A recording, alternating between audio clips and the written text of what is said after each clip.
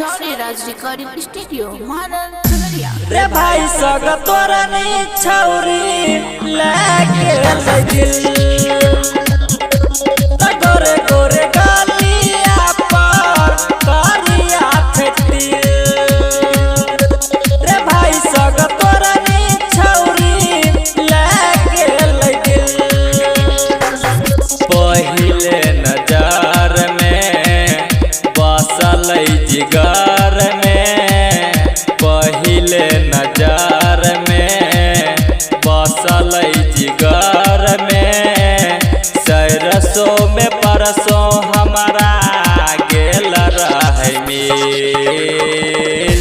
रे भाई सग तोरा नी छौरी लेके दिल गोरे गोरे गालिया पर करिया छेटिल।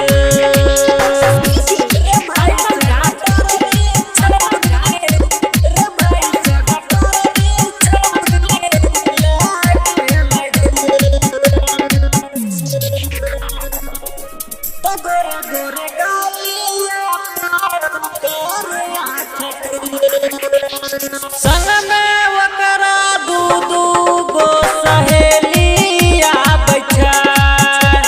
साग के बहाना मिल डेलिया बैठा।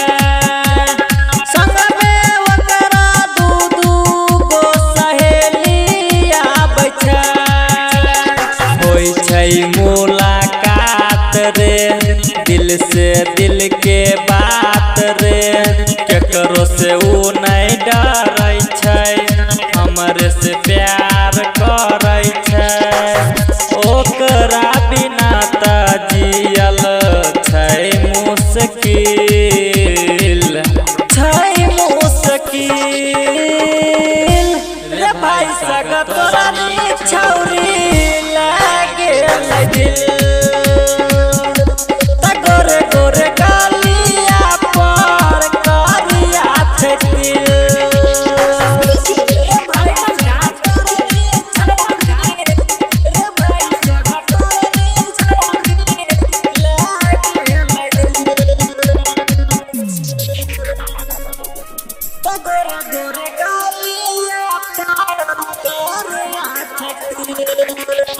ओकरा हमारा पसंद छै रे।